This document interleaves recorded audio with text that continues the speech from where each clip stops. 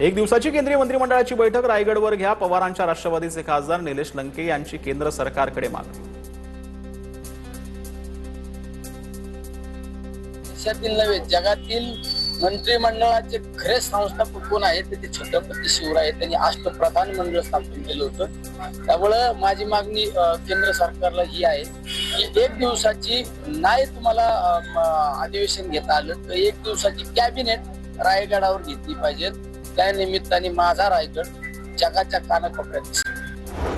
उपमुख्यमंत्री शिंदेंच्या उपस्थितीमध्ये स्थानिक नेत्यांच्या शिवसेनेत प्रवेश झालाय. मुंबई, बीड, पुणे जिल्ह्यातील विविध पक्षातील स्थानिक नेत्यांचा शिवसेनेत प्रवेश पाहायला मिळतो.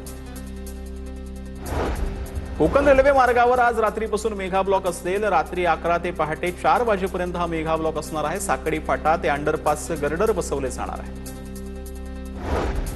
गोदा ते नर्मदा अहिल्यादेवी जलयात्रेचा मध्य प्रदेशच्या माहेश्वरमध्ये समारोप झालेला आहे. यात्रेनिमित्त पाण्याच्या संवर्धनाचा संदेश दिला जातोय. अहिल्यादेवींच्या या जन्मभूमीपासून सुरू झालेल्या यात्रेचा कर्मभूमीमध्ये असलेली ठिकाणं जी आहेत त्यात समारोप होणार आहे.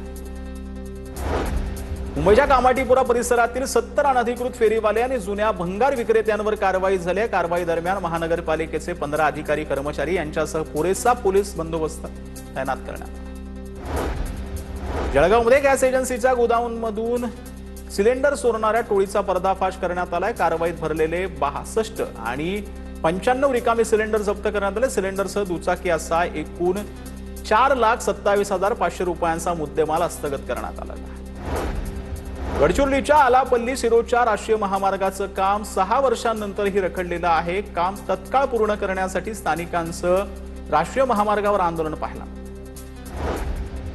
नांदेडमध्ये विहिरीत पोहण्यासाठी गेलेल्या 2 तरुणांचा दुर्दैवी मृत्यू झालाय. विहिरीच्या पाण्यात शॉक लागल्यानं हा मृत्यू झालेला आहे. नांदेडच्या धर्माबाद येथील ही घटना आहे.